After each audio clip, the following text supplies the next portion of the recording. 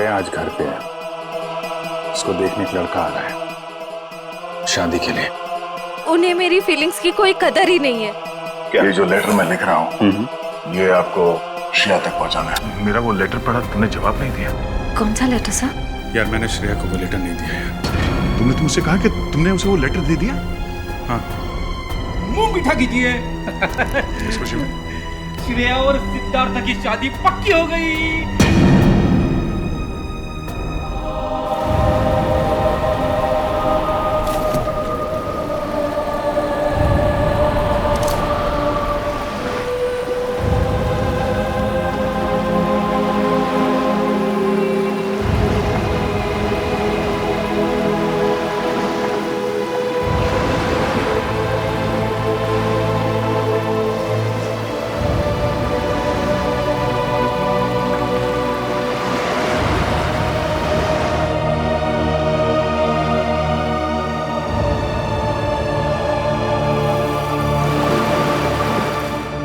Sir बोलिए ना, क्या बात है? नहीं वो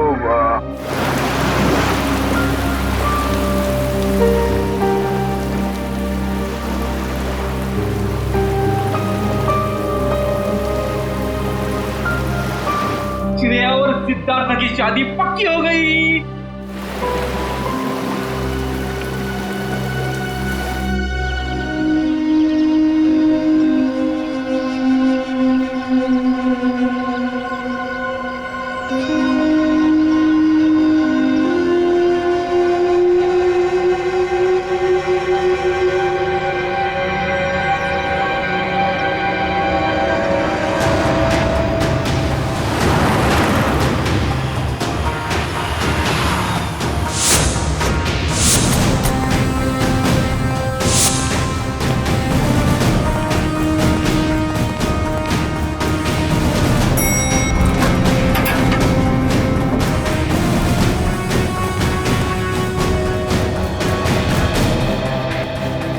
कहाँ है लाश? सर वो इस कैबिन में।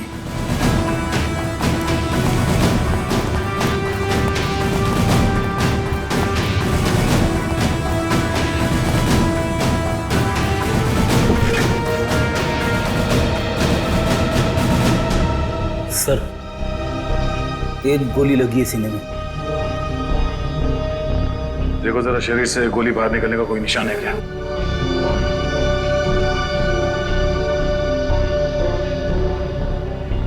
नहीं सर, कोई एग्जिट वोल नहीं है। गोली बाहर निकलने का कोई जख्म नहीं है।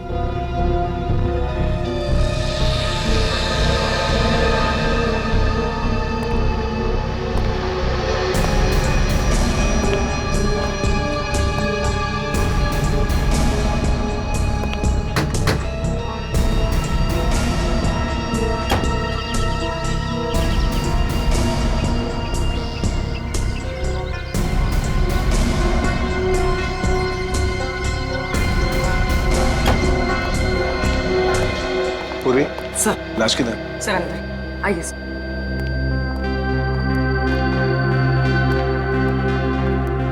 आए दे।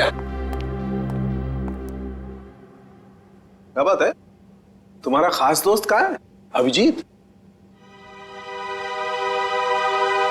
इस आदमी के शरीर में गोली लगी है और कोई एग्जिट रूम नहीं है। सब कमरे को अच्छी तरह से चेक करो। Excuse me. हाँ प्लीज प्लीज।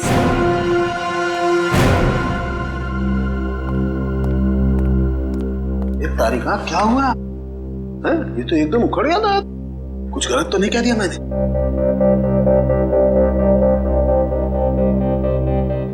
कैसे हुआ ये सब? हमें नहीं पता है सर। क्या नाम है आपका? जी श्लोक। कितने लोग काम करते हैं यहाँ ऑफिस में? कोई 20-22 लोग। 20-22 लोग। दिन दहाड़े कोई आपके डायरेक्टर के कमरे के अंदर घुस जाता है, उसे मार देता है और आप में से किसी ने कुछ नहीं देखा? सर मैं आपको सिर्फ इतना बता सकता हूँ कि जो कुछ भी हुआ है वो 1:30 से 2 के बीच हुआ होगा। खून किसने किया वो आप नहीं जानते। खून कितने बजे हुआ ये आपको मालूम है? हाँ सर, क्योंकि सर के केबिन का दरवाजा 1:30 से 2 के बीच अपने आप लॉक हो जाता है। क्यों लॉक हो जाता है? वो तो नहीं पता, सर ने ऐसे ही बनवाया है। तो क्या करते क्या थे कैबिन में 1:30 से 2 के बीच? सर हो सकता है कि वो अपने वाइफ से बात करता हो और नहीं चाहता हो कि कोई उसे डिस्टर्ब करे। नहीं सर, सर शादीशुदा नहीं थे। तो फिर करते क्या थे वो? हाँ? पूजा करते थे, खाना खाते थे, क्या करते थे?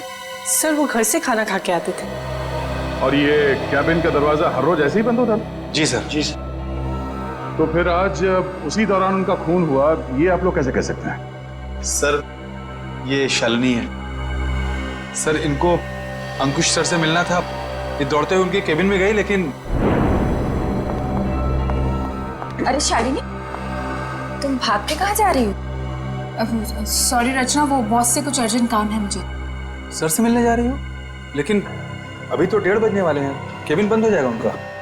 पता है, इसलिए तो जल्दी जा रही हूँ। Excuse me.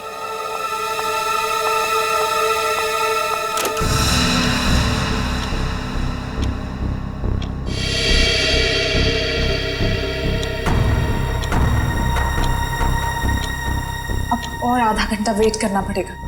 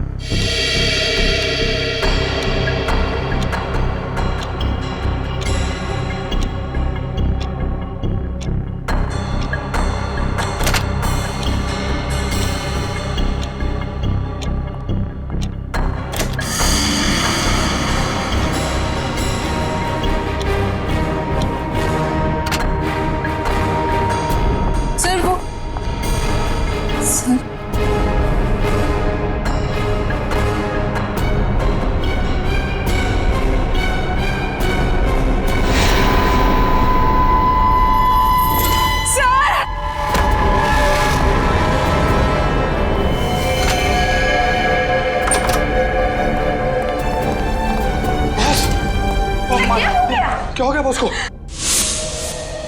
तो इसीलिए आप लोगों का मानना है कि दरवाजा बंद होने के बाद उनका खून? हाँ सर। सर कैबिन में कोई हथियार नहीं मिला। सर हो सकता है कमरे में कोई ऐसा मैकेनिज्म हो जिससे गोली खुद ब खुद चल गई हो।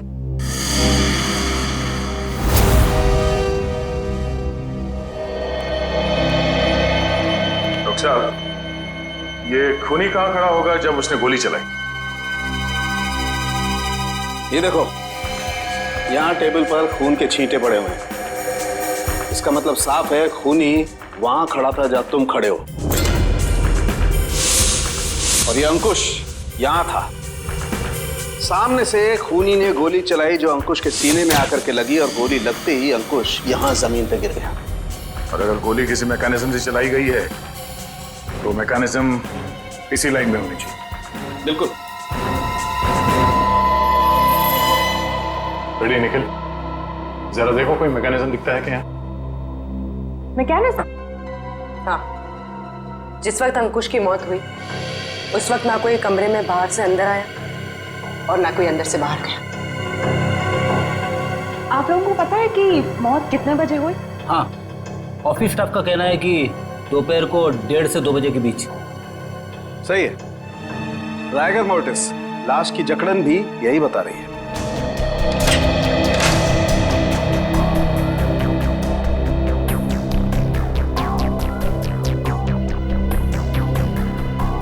सर यहाँ तो कोई मैकेनिज्म दिख नहीं रहा है। सर यहाँ भी ऐसी कोई चीज दिखाई दे नहीं रही है। कमरे में कोई आया नहीं और कोई मैकेनिज्म भी नहीं है, तो फिर इस आदमी को गोली लगी कैसे? कि ऐसा तो नहीं कि ये दरवाजा लॉक होने से पहले इसे गोली लगी हो? एक बात बताइए, आप में से किसी ने ये दरवाजा बंद होने से पहले अंकुश को जिंदा देखा था? No sir. नहीं सर। ठीक है, एक काम करो, शुरू से बताओ जब आपके बॉस अंकुश यहाँ इस ऑफिस में आए। सर वो बहुत परेशान थे और उन्होंने कृतिका को अपने केबिन में बुलाया। Okay sir, okay. रचना, क्या हुआ? बॉस बहुत ज्यादा गुस्से में है, कृतिका को अंदर बुलाया है।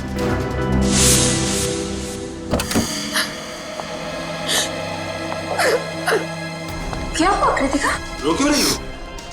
कुछ नहीं। अरे बताओ ना, रो क्यों रही हो? कुछ नहीं हुआ। अरे बताओ तो कृतिका। तो कृतिका अभी कहाँ है? ऑफिस से चली गई क्या वो? नहीं सर, उसका बैग तो यहीं है।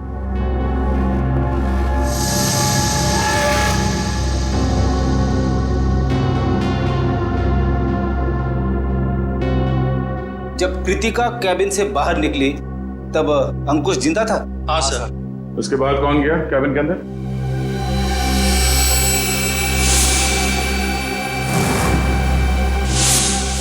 देखिए, हम एक सवाल 2 बार नहीं पूछेंगे आप लोगों से।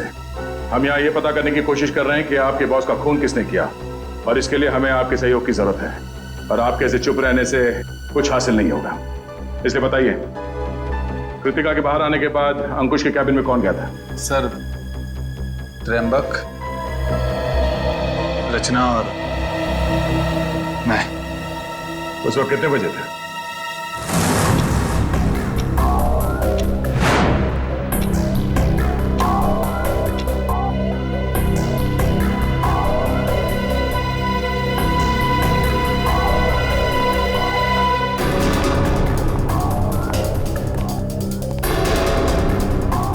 सर, क्या हुआ? आपने हमें बुलाया? ये पूछो क्या नहीं हुआ है? क्या सर, क्या नहीं हुआ? ईमानदारी नहीं हुई, वफादारी नहीं हुई। सर, हम कुछ समझे नहीं। देखो, तुम तीनों बहुत मुश्किल में हो। मुश्किल में? हाँ, मुझे ये पता चला है कि तुम तीनों में से कोई एक हमारे डिजाइन कॉम्पिटिटर्स को बेच रहा है। नहीं सर, हम ऐसा नहीं कर सकते। हाँ सर, मुझे तो ये भी नहीं पता कि हमारे कंपटीटर्स है कौन। मेरे पास सबूत है और मैं तुम तीनों को जेल भिजवा सकता हूं, लेकिन मैं ऐसा नहीं करूंगा। चुपचाप शाम के 5 बजे तक मुझे बता दो वो आदमी कौन है। हाँ, उसकी नौकरी तो नहीं रहेगी, लेकिन उसे मैं जेल जाने से जरूर बचा लूंगा। लेकिन सर, हम लोग। मेरे पास ज्यादा समय नहीं, जितना मैंने कहा है उतना करो। तो कोई कंपनी के सीक्रेट्स बेच रहा था? हाँ? सर, अंकुश जरूर भड़का होगा इस धोखे से। कोई भी भड़केगा। बहुत तकलीफ होती है जब उसका कोई करीबी उसे धोखा देता है।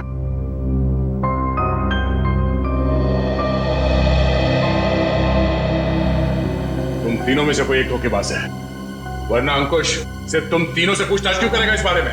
सर, हम बेकसूर हैं। कोई हमें फंसाने की कोशिश कर रहा है। तुम लोगों ने ही मारा अंकुश को, और अब ये बेकसूर होने का नाटक कर रहे हो। नहीं सर, हम सच कह रहे हैं। अच्छा, वो तो हम पता लगा ही लेंगे कि क्या है सच और क्या है झूठ। तुम कितने बजे अंकुश के कैबिन से बाहर गए थे? सर, यही कोई 1:15 हो रहा होगा। और वो जिंदा थे जब तुम बाहर आई? हाँ मैम। जी। तो उसके बाद कौन गया था कैबिन में? सर, मुझे पता नहीं है। मैंने किसी को जाते हुए नहीं देखा सर। मैंने भी किसी को अंदर जाते हुए नहीं देखा। सब सबका जवाब एक ही है। सर, समझ में नहीं आ रहा है कौन सच बोल रहा है और कौन झूठ। सर, ये खूनी जो कोई भी है, सर इन तीनों के बाहर आने के बाद, दरवाजा लॉक होने से पहले अंकुश के कैबिन में घुसा होगा। और अंकुश का खून करने के बाद शालिनी के आने से पहले निकल गया होगा। खूनी कौन हो सकता है? तो कमरे के अंदर घुसा और किसी ने उसे आते जाते नहीं देखा। अंकुश के कमरे से बाहर निकलने के बाद तुम तीनों कहाँ थे? सर, हम कॉन्फ्रेंस रूम की तरफ चले गए थे ये झूठे लगे इल्जाम के बारे में बात करने के लिए। लेकिन थोड़ी देर के बाद जब हम बाहर लंच के लिए आए तो देखा शालिनी अंकुश जी के रूम की तरफ जा रही थी। 1:15 से लेके शालिनी के कमरे के बाहर आने तक किसी ने किसी को कमरे के अंदर जाते हुए देखा? सर, हमने ध्यान नहीं दिया क्योंकि कृतिका ही ये सब देखती थी। ये कृतिका है कहाँ? पता नहीं सर, बहुत टाइम से आपने उसे देखा नहीं। पुलिस देखो, जब तक कृतिका नहीं मिल जाती कुछ पता नहीं चलेगा। आप लोग सीसीटीवी कैमरा की फुटेज क्यों नहीं देखते? उसमें पता चल जाएगा। तुम कौन हो? जी मैं सुमित, कृतिका का बॉयफ्रेंड। और ये सीसीटीवी कैमरा के बारे में क्या बता रहे हो? कृतिका ने मुझे बताया था कि बॉस ने स्टाफ पे नजर रखने के लिए उसके डेस्क पे एक सीक्रेट कैमरा लगा रखा था। क्या कैमरा?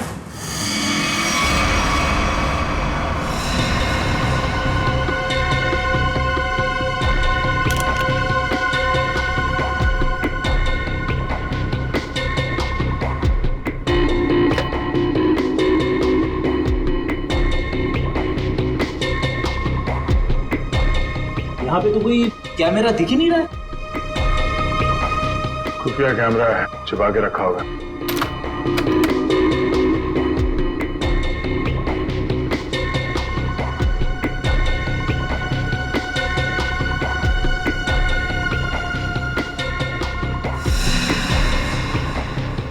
ये देखो, लाफिंग बुद्धा की आंखों में कैमरा है। निखिल, पता करो इसका रिसीवर कहाँ है।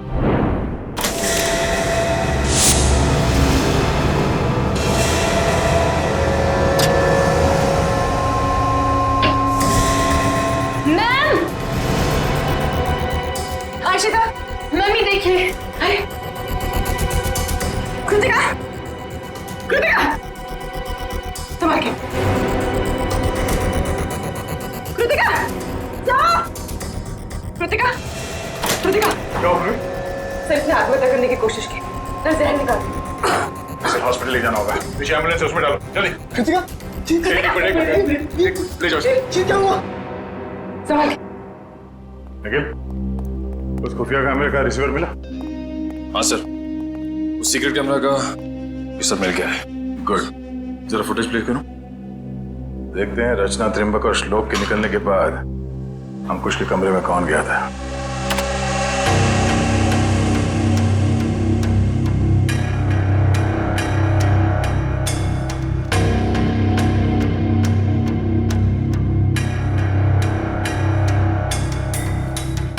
उन तीनों ने कृतिका के बारे में जो कहा था वो तो सही निकला।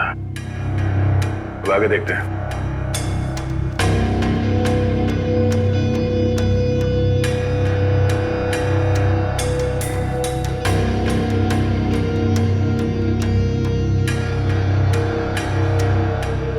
देखते हैं इस खुफिया कैमरा की आंखों ने ऐसा कुछ देखा है कि जो यहाँ काम करने वाले 20-22 लोगों ने नहीं देखा और अंकुश की मौत हो गई।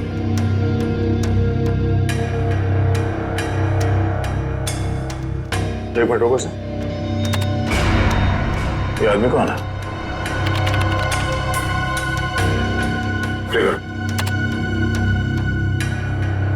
फॉरवर्ड करो सर। बस इसका चेहरा तो ठीक से दिख ही नहीं रहा है। ये आदमी कैबिन के अंदर गया एक 20 को, बाहर निकला एक 25 को, और बड़ी हड़बड़ाहट में निकला है बाहर। निकले, काम करो, ऑफिस के स्टाफ मेंबर्स को बुलाओ और हाँ, उस वॉचमैन को भी लेके आओ अंदर।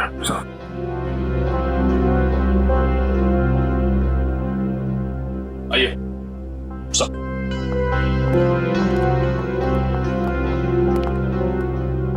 देखिए, इस आदमी को पहचानते हैं?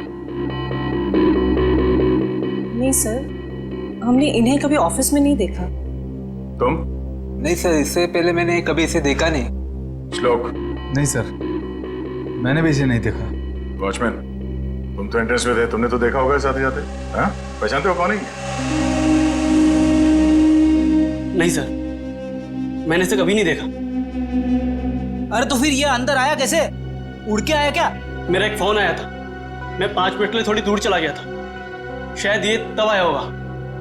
अच्छा, निखिल, एंट्रेंस में जो कैमरा है उसका फुटेज चेक करो।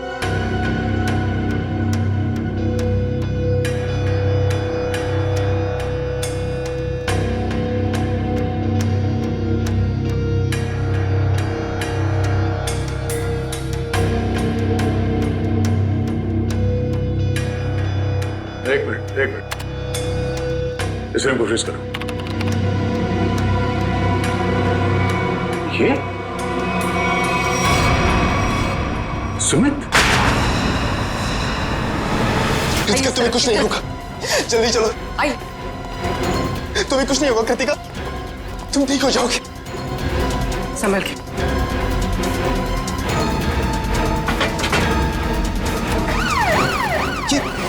मैं नहीं जा रहा।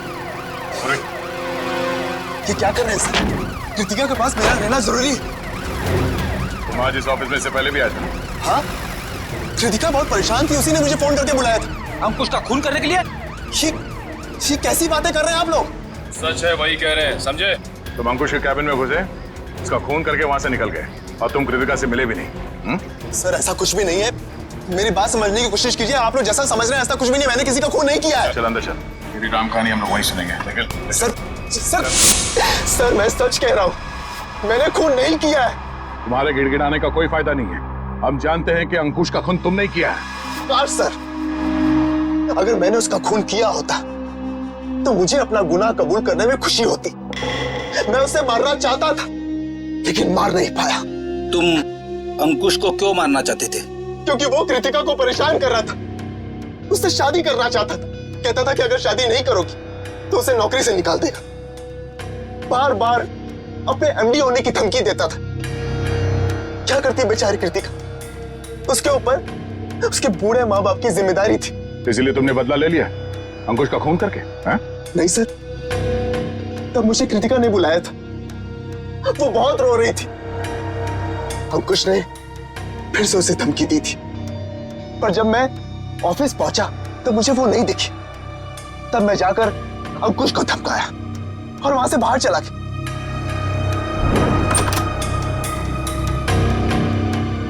कौन हो तुम?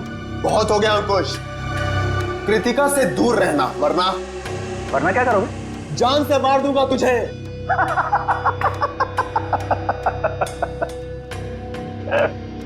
अरे जा, जो करना है कर। कृतिका सिर्फ मेरी बनेगी। अंकुश, तू यहां से निकल रहा है या मैं सिक्योरिटी को बुलाऊं? आउट। अभी तो जा रहा हूं, लेकिन बहुत जल्द लौटूंगा और तब तुझे मुझसे बचाने के लिए कोई नहीं रहेगा, कोई नहीं रहेगा।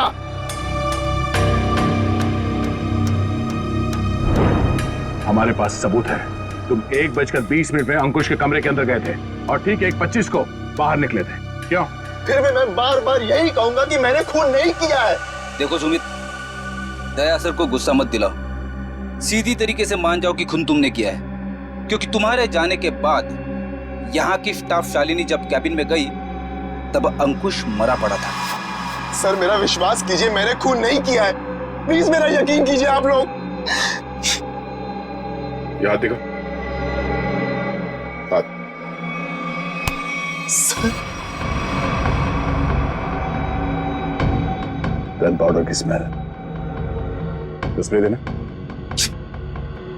एक मिनट।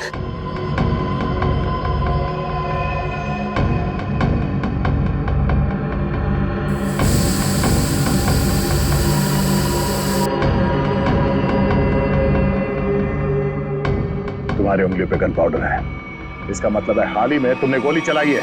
नहीं सर, अंकुश का खून तुम नहीं किया है। मैंने गोली नहीं चलाई है सर। तो फिर ये गन पाउडर तुम्हारी उंगलियों पे कैसे आया? सर प्लीज सर, मेरा विश्वास। गन पाउडर कैसे आया तुम्हारे हाथ पे? सर वो मेरे पास मेरी अपनी गन, उससे गलती से चल गई थी जब मैं आज अपने घर पर था। तुम्हारे पास अपनी गन है? लाइसेंस है? हाँ? नहीं। तो गैर कानूनी तरीके से गन रखी थी तुमने? हाँ? सिर्फ और सिर्फ अंकुश को मारने के लिए। अगर आज उससे कोई नहीं मारता तो मैं शायद उसे जरूर मार देता। तो गन कहाँ रखी है तुमने? बाहर फ्लावर पॉट में। गन को बाहर क्यों छोड़ा तूने? हाँ? क्योंकि कृतिका ने मुझे कसम दी थी कि मैं अपने साथ गन अंदर लेकर ना आऊं, वरना गुस्से में मैं कहीं उसके बॉस को मार ना दूं, इसलिए बाहर छोड़ दी।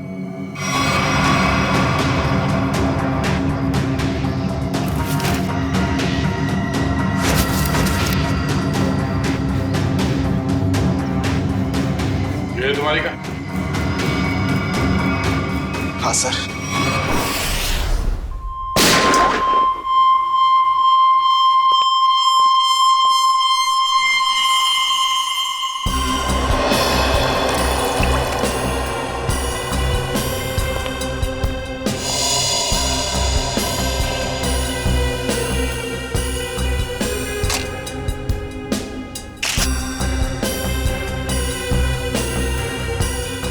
मेरी समझ में नहीं आ रहा है कि आप लोग मेरी गन को चेक क्यों कर रहे हैं, जबकि मैं इसे ऑफिस में लेकर गया ही नहीं था। दोनों बार प्लांट में ही छिपा दिया था। तुम कितना सच बोल रहे हो कितना झूठ अभी पता चल जाएगा। भैया तो मैच होती है। ये गोली और अंकुश के शरीर में जो गोली मिली है वो गोली, दोनों मैच होती है। इसका मतलब साफ है अंकुश को इसी गन से गोली मारी गई है। अब बोलो, तो तुमने दोनों बार ये गन ऑफिस के बाहर वाले गमले में छुपा दी थी? सर मैं आपसे बार बार कह रहा हूं कि मैंने अंकुश को नहीं मारा। जब मैं उसके कैबिन से बाहर निकल रहा था तो वो जिंदा था। जरूर मुझे कोई फंसाने की कोशिश कर रहा है। तो मतलब तुम्हारी गन अपने आप गमले से बाहर आई, अंकुश जी को गोली मारी और फिर आके गमले में छुप गई। और ये कहानी है सर? अरे मैं कोई कहानी नहीं बना रहा हूं, मेरा विश्वास कीजिए। एक सेकंड, कॉल। क्या? हाँ मुझे याद आ गया। जैसे ही मैं अंकुश के कैबिन से बाहर निकल रहा था उसके मोबाइल पर एक कॉल आया था। और उसने वो कॉल रिसीव किया था? हाँ।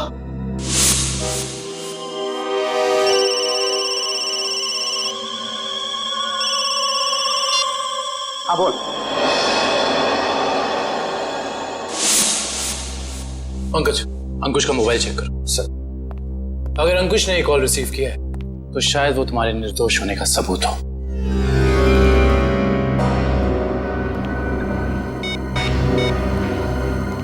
सर, अंकुश को 1:25 पे कॉल आया था सर, और 7 मिनट तक कॉल चली।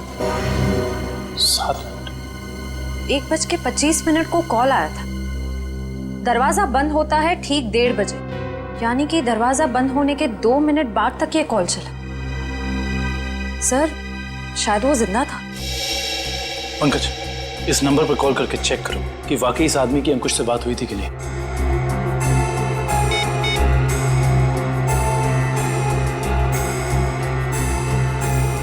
अंकुश नहीं, मैं सीआईडी ऑफिसर पंकज बोल रहा हूँ। अच्छा एक बात बताइए, आपने आज अंकुश को फोन कॉल किया था? आपकी बात हुई थी उससे? अच्छा, लगभग कितने मिनट तक बात हुई थी? 5 से 7 मिनट। अच्छा ठीक है, थैंक यू वेरी मच। नहीं कोई टेंशन। सर, 7 मिनट तक बात हुई थी सर। देखा सर, मैं सच कह रहा हूं, मैंने अंकुश को नहीं मारा है। इसका मतलब सुमित खूनी नहीं है, तो फिर खूनी कौन है? कहीं खूनी पहले से ही तो कैबिन में छुप कर नहीं बैठा था और दरवाजा लॉक होते ही उसने अंकुश को गोली मार दी और फिर वहां बैठकर इंतजार कर रहा था। और जब 2 बजे बाकी का सारा स्टाफ अंदर आया कैबिन में अंकुश की लाश देखने, तो मौका देखकर वो भी उनके साथ निकल गया।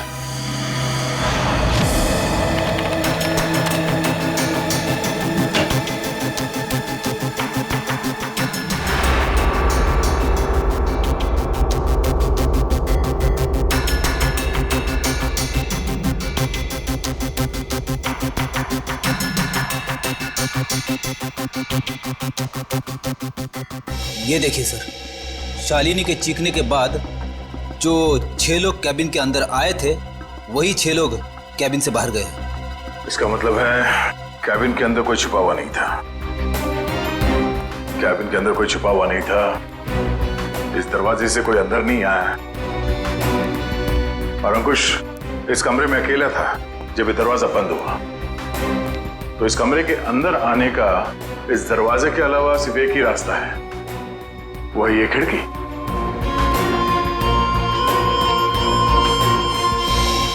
मगर जब हम लोग इस कमरे के अंदर आए तो ये खिड़की अंदर से बंद थी।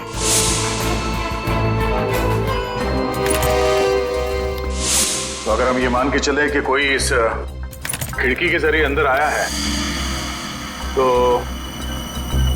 नीचे से ऊपर आना तो बहुत मुश्किल है, और किसी ने तो देखा ही होगा उसे ऊपर आते हुए। दूसरा रास्ता बचता है ऊपर। जरा देखो आसपास, अगर वो खूनी अंकुश के कैबिन में यहाँ टेरेस से गया है तो उसने रस्सी या हार्नेस का इस्तेमाल किया होगा, और अगर ऐसा है तो यहाँ लेज पे कोई ना कोई निशान जरूर होना चाहिए। तो चेक करो।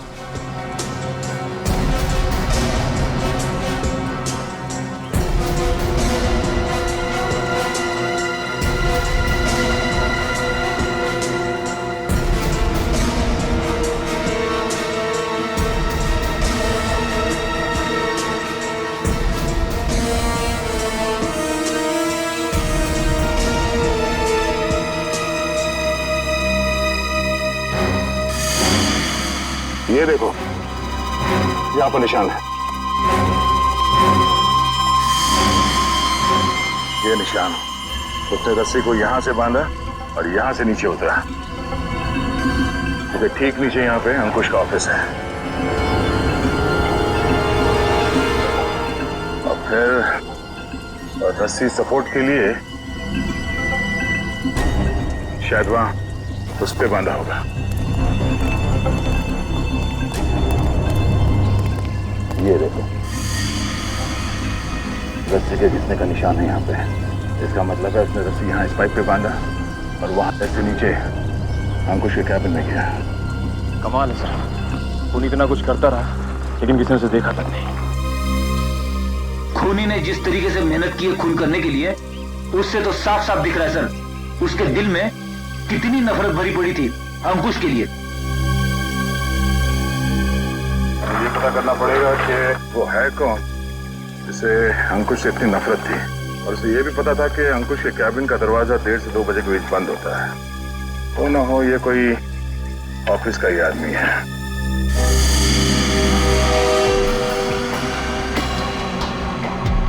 खूनी टेरेस से रस्सी के सहारे नीचे उतरा और फिर खिड़की के रास्ते कैबिन में आया। लेकिन आपने तो चेक किया था, खिड़की अंदर से बंद थी जिसका बाहर से खुलना नामुमकिन था। Exactly Freddie. इसका मतलब है खून होने से पहले खूनी ने या उसका साथ देने वाला कोई ना कोई इस ऑफिस में था जिसने छुपके से ये लैच, खिड़की का लैच खोल दिया ताकि इसे बाहर से खोल सके। फिर सर खूनी ने खिड़की को अंदर से लॉकअप किया। ये शायद तब हुआ होगा जब ऑफिस के बाकी के स्टाफ मेंबर्स अंकुश की लाश देखने के लिए कैबिन के अंदर घुसे। खूनी यहाँ से अंदर आया और उसने अंकुश को गोली मार। गोली चलने की आवाज नहीं आई, शायद गन पे साइलेंसर लगा हुआ था। और फिर अपना काम करने के बाद खूनी वापस इस खिड़की से ऊपर चला गया। मगर खूनी ने एक गलती कर दी। वो क्या सर? लैच। जब उसने खिड़की खोलने के लिए ये लैच ऐसे खोला होगा, जाहिर सी बात है उसने ग्लव्स पहनने की तकलीफ नहीं की होगी। इसका मतलब खूनी के उंगलियों के निशान उस लैच पे है। हाँ फ्रेडी, और अब ये उंगलियों के निशान ही हमें खूनी के गर्दन तक ले जाएंगे।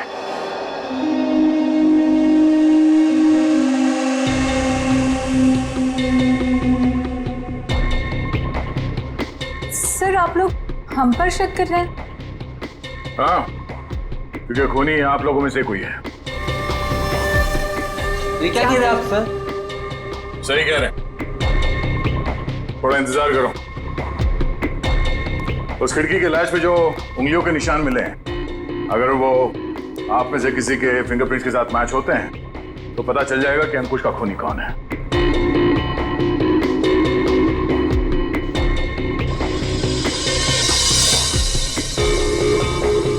ठीक, आप जाइए, आप आइए।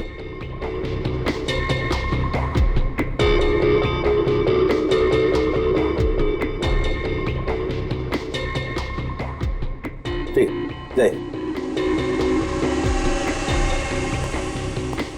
दया। इन सब लोगों के फिंगरप्रिंट्स तो ले लिए, अब जरा इन्हें मैच करके देखते हैं। ठीक है सर। हाँ?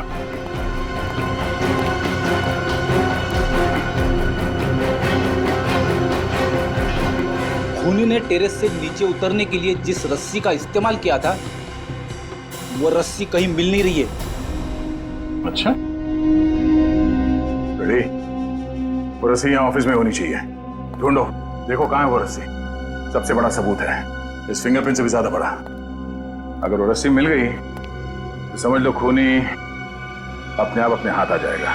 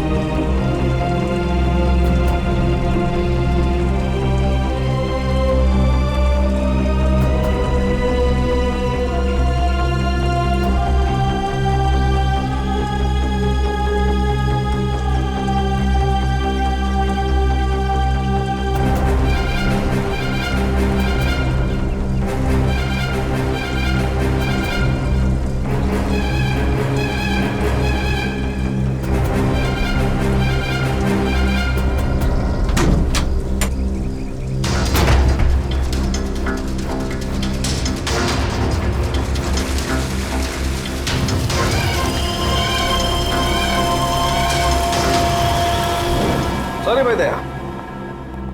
क्या बात है डॉक्टर तारिका? केबिन में मिले फिंगरप्रिंट्स इनमें से किसी से मैच नहीं हो रहे। ये कैसे हो सकते डॉक्टर तारिका?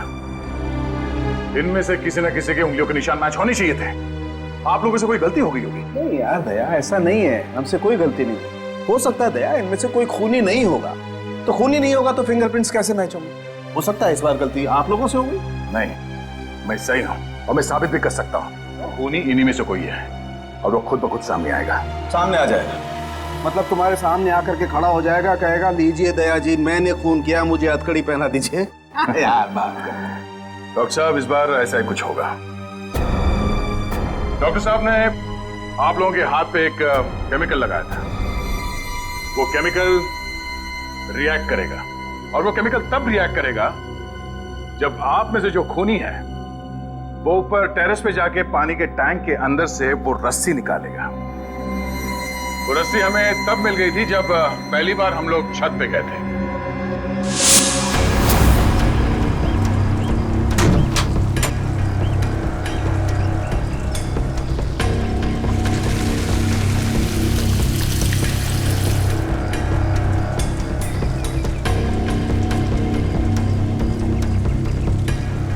पूरी तैयारी के साथ आया था। उस रस्सी पे हमने एक केमिकल लगाया है और वो केमिकल तब रिएक्ट करेगा जब आप लोगों के हाथ पे लगा हुआ केमिकल उसके कांटेक्ट में आएगा। आप लोगों के हाथ चमकने लगेंगे अंधेरे में।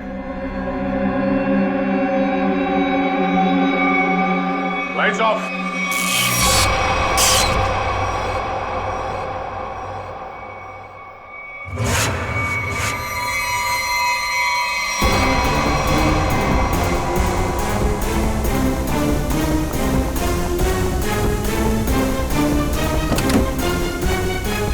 बस बहुत भाग लिया, अब और नहीं।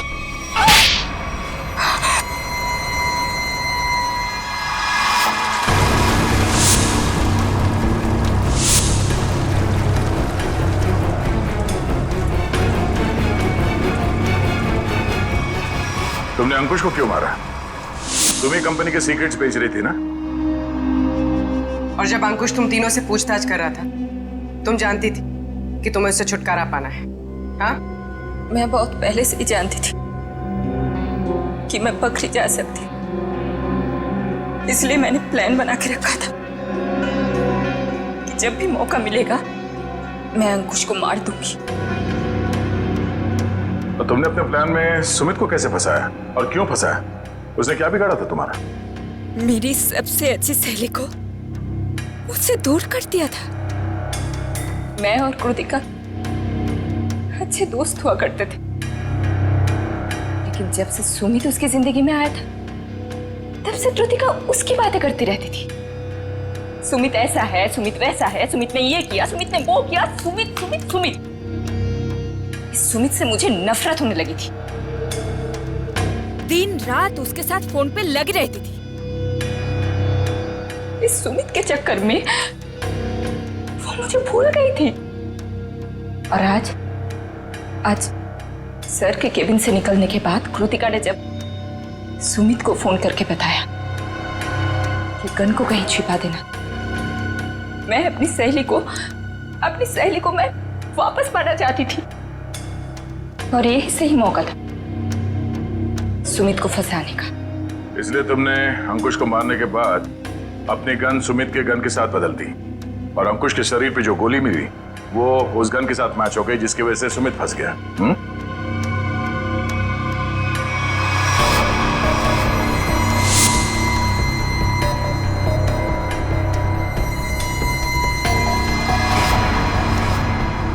और जब अंकुश अपने कैबिन में तुम तीनों पे भड़क रहा था, उस वक्त तुमने चुपके से उस खिड़की का लैच खोल दिया।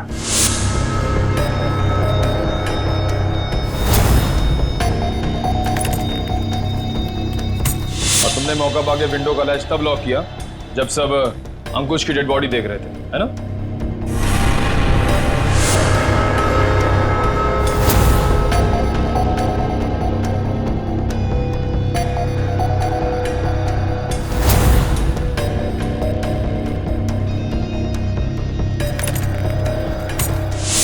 तुम्हें कैसे मालूम कि सुमित के पास कौन सी गन है? कृतिका ने मुझे एक बार बताया था कि सुमित ने एक नई गन खरीदी है। ठीक वैसी गन मैंने भी खरीदी। और आज जब सुमित दोबारा ऑफिस में आया तो मुझे पता था कि वो गन फिर से कहीं बाहर रख के आया होगा। और मौका मिलते ही मैंने वो गन बदल दी। क्या फायदा हुआ तुम्हें ये सब करके? हाँ? तुमने एक दोस्त खो दिया और साथ में अपनी आजादी भी। पूर्वी, ले जाओ इसे। सर।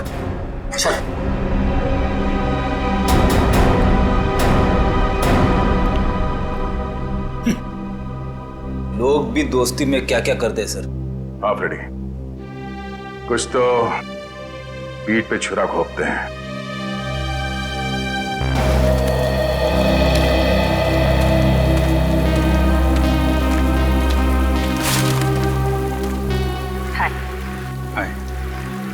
झूठ बोला तुमने दया से? हाँ, भाई जैसा ना वो तुम्हारा, इस तरह से दिल दुखाया?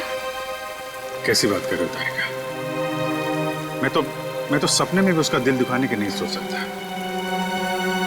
उसको दुख ना हो इसलिए मैंने झूठ बोला। अभिजीत, झूठ के पैर नहीं होते, वो ज्यादा दूर तक चल नहीं सकता। तुम्हें दया को सब कुछ सच सच बता देना चाहिए था। बताया था मैंने सच उसे, कड़वा सच। मैं सिर्फ ये जानने आया था कि श्रेया ने उस लड़के को वहां बुलाया या नहीं। नहीं, वो हाँ बोल दिया श्रेया ने। लेकिन जब मैंने दया का चेहरा देखा, लगा जैसे किसी गोली ने उसके सीने को चीर दिया है।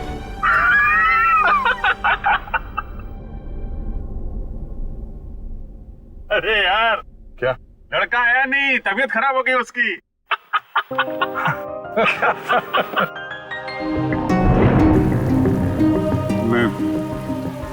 मैं दया को इस हालत में नहीं देख सका। मैंने बात पलट, मैंने कहा कि मजाक था। सिद्धार्थ का परिवार तो आया ही नहीं। मैं जानता हूं ये गलत है तारिका, लेकिन ये गलत उस समय मुझे सही लगा। और दया का इतना इंपॉर्टेंट लेटर श्रेया को ना देना ये भी तुमको सही लगा? क्या लगता है तुम्हें कि मैं जानबूझ के ये सब कर रहा हूं? मैं नहीं चाहता दया और श्रेया एक हो। दुनिया मुझे कुछ भी कहे, मुझे कोई फर्क नहीं पड़ता, लेकिन तारिका तुम मुझे गलत समझ रही हो। बहुत दुख हुआ मुझे, बहुत दुख हुआ। गया था मैं श्रेया के घर वो लेटर लेके। नमस्ते अभिजीत, तुम आओ अंदर आओ। श्रेया से थोड़ा काम था, वो है क्या? हाँ है, बैठो, मैं उसे बुलाती हूँ, बैठ जाओ।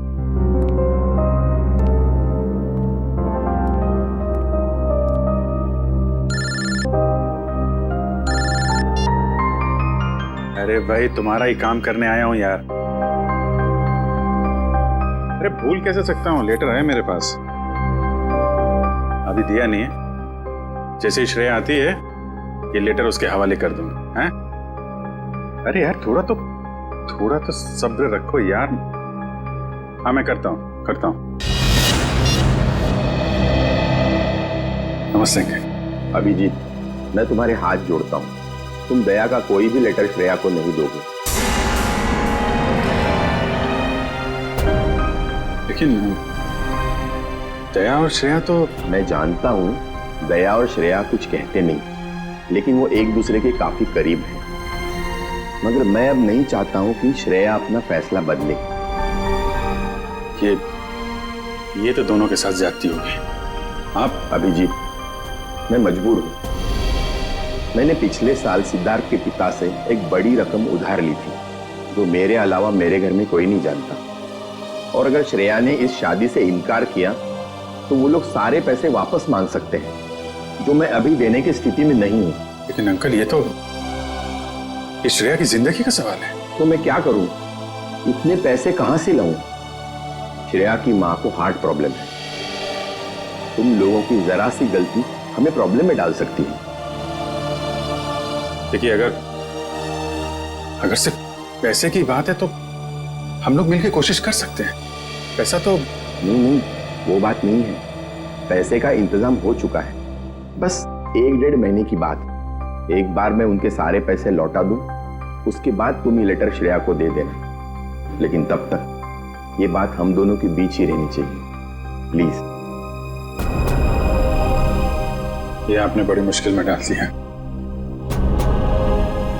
दया से कोई बात छुपाना इतना आसान नहीं है। अब ये बात ना मैं श्रेया को बता सकता हूँ और ना दया को। दया तो इस बारे में कुछ नहीं जानता। वो तो तुम्हें गलत समझ रहा है। इनफैक्ट नफरत करने लगा है वो तुमसे। जानता हूँ, वक्त ने गलतफहमी पैदा कर दी है, लेकिन ये भी जानता हूँ कि सही वक्त आने पर सब ठीक भी हो जाए।